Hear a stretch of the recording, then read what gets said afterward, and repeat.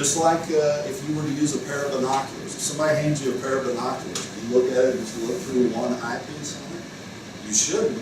They twist like this so that you can bend them and adjust the interocular distance so that when you look through those two eyepieces, you get a nice, perfect circular field of vision. The same principle applies here. So, before we do that, notice that on the eyepieces up here on these scopes, they have eye cups. Okay? The eye cups are great if you don't have glasses. Okay? They shield out light from the periphery, from the sides, and it gives you a better quality of image when those eye cups are in place, if you don't have glasses. If you have glasses, you can't get in there close enough. So a nice thing about these is these eye cups are made to where they fold down. So if you wear glasses, fold the eye cups down, and you won't have those in the way, and then when you go to look with your glasses, you'll be able to look right directly up to those eyepieces. Which let me also tell you that if you wear glasses, that you can also use this tool and totally not use your glasses at all. You can take your glasses off and set them off to the side. No matter how bad your eyesight is, you will adjust for your eyesight using this tool. So even if you're like super nearsighted, doesn't matter. You'll adjust for that when you use this tool for yourself. Okay, so however you want to have the eye pieces in place as far as the eye cups folded back or extended out, you adjust that. Next thing, grab a hold of those eyepieces with each hand and look through them with both eyes. And what you ought to do is adjust. You'll see, go ahead and grab a hold of them and move them in and out laterally. You'll see that those eyepieces move in and out as far as left to right. So you want to adjust those eyepieces, push them in or pull them out to where when you're looking through those with both eyes open, then you get a nice, perfect circular field of view. Once you do that, where it's not a strain for you to look with both eyes open, and get this nice, perfect circular view, you have the interocular distance adjusted properly for yourself. Okay, so now let's look at something. So you can put anything under these scopes because of them being dissection scopes. What I would suggest, if you got maybe some coins, like a penny or nickel or dime or quarter, or if you got a dollar bill or something like that, you can put under there. Hair clip, or you can stick your hand under there, although I recommend you have your hands free. But you can stick your hand under there. Just get yourself something that you can focus on and look at in a closer view. So we can practice with the use of this tool. Is there a good way of painting eyepieces? Yes. The eyepieces are smudged. We should have some lens paper here to clean this.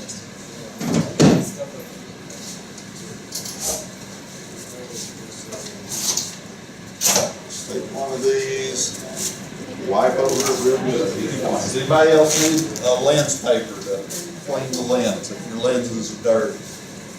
Anybody else?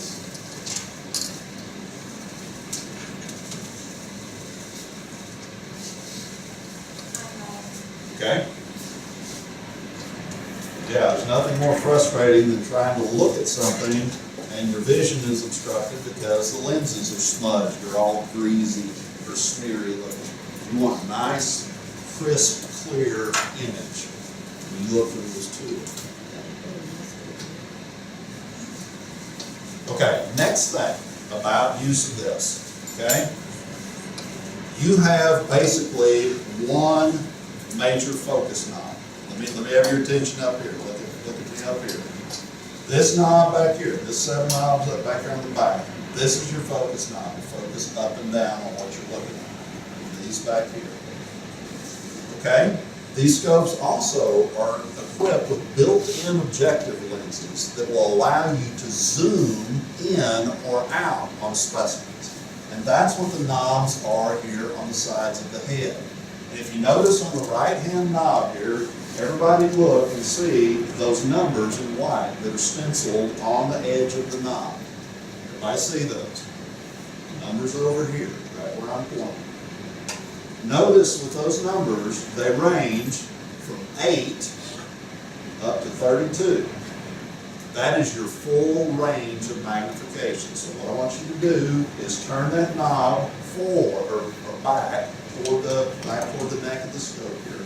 Turn it back to where the 8 is lined up with a little black mark on the side of the head. So that's the least amount of magnification that you're going to get out of this scope. That's total magnification, by the way. It's 8 times actual size. But as you turn that knob and those numbers get bigger, you're increasing the amount of magnification. So you're zooming in, basically, and getting a larger view, a larger magnification of what you're trying to look at. All the way up to the 32 times the actual size of the specimen that you're looking at, the thing that you're looking at.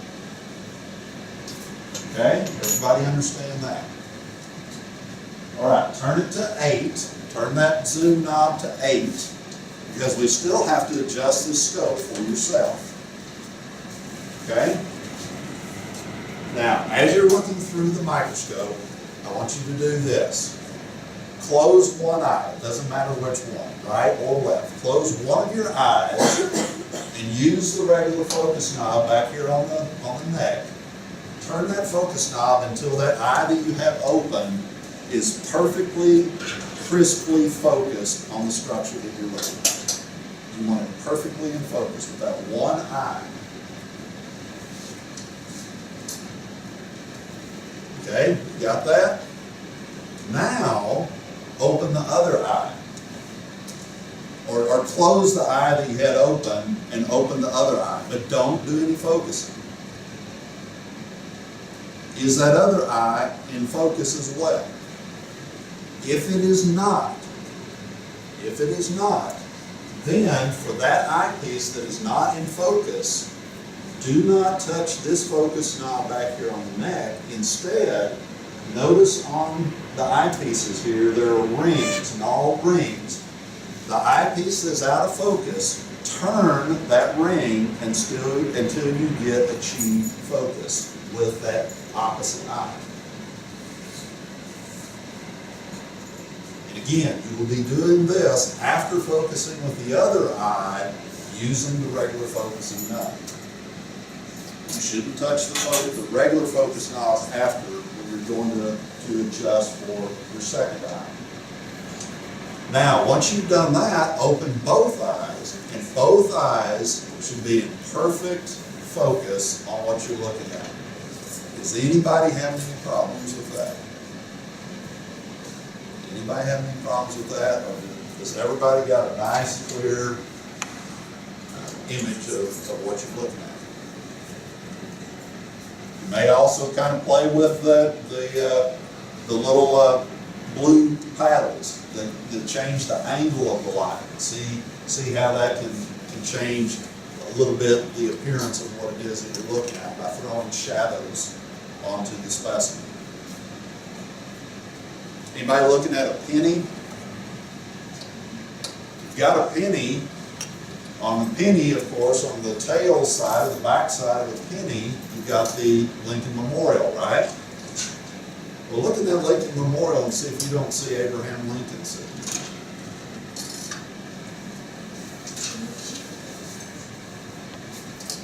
See if he's sitting in there or not. If you've got a penny, check it out.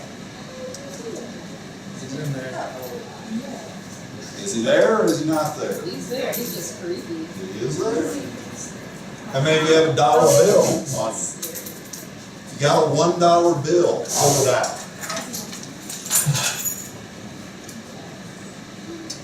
You got a $1 bill, pull it out.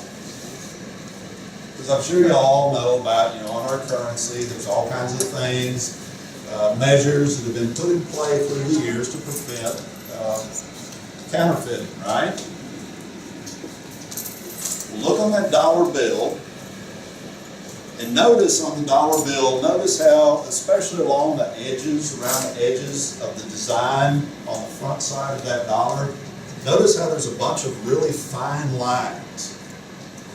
They almost kind of look like woven fine lines. They're part of the design.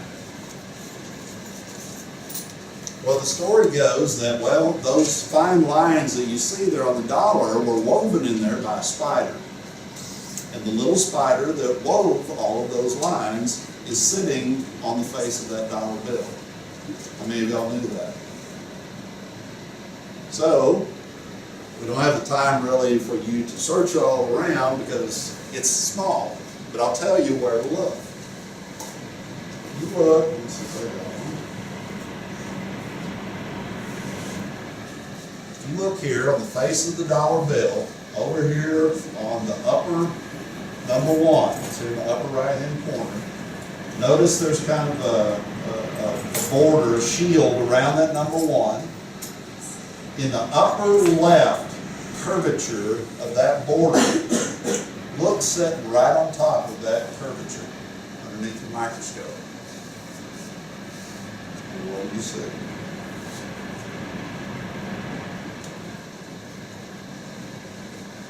Now, granted, it's kind of abstract in appearance, but there's your little spider. If you have wanting to look at that.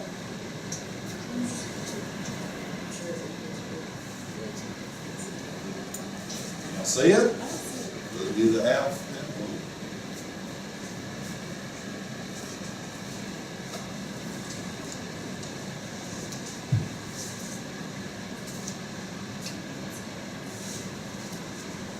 It's right on top of there. Let's see if we don't see it. You don't see it? Okay. But this is the spider that made all of those fine lines that are there. Yeah, right there. Yeah, no, left hand side. See it? Yeah. Again, like I said, it's kind of abstract. You can see the little round body and the little legs sticking down, little eyes. Almost kind of looks maybe like an octopus too, but that's supposedly the little spider that spun all of the silk webbing that made all that design. But, you know, this is a little tiny microscopic detail that's been placed as one of the things that, you know, unless you had a tool like this to look at something much larger, or at least a magnifying glass, a counterfeiter may not know that that is in play there. All kinds of hidden things. Of course, today, you know, high tech, there's a bunch more measures that have been put in place. You may stick your hand underneath the microscope now. Put your hand underneath there and focus on your hand. Look at your skin. And also get accustomed to using that zoom knob too. You know, look at things and then look at how much increase in magnification you can get by turning that zoom knob. I'd recommend you, when you look at your hand, put your hand flat on the stage underneath your microscope. Like just put your palm down, palm up, flat against the stage, and then focus on that. Always start out on the lowest magnification, and then you work your way up to higher magnification.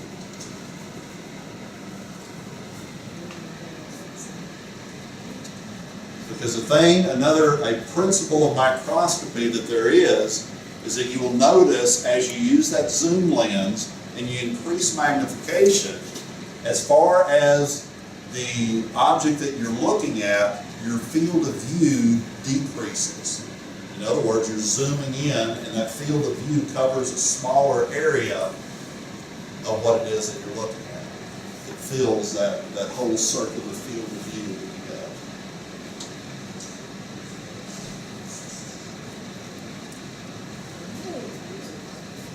Does anybody have any problems or have any questions about the use of the microscope?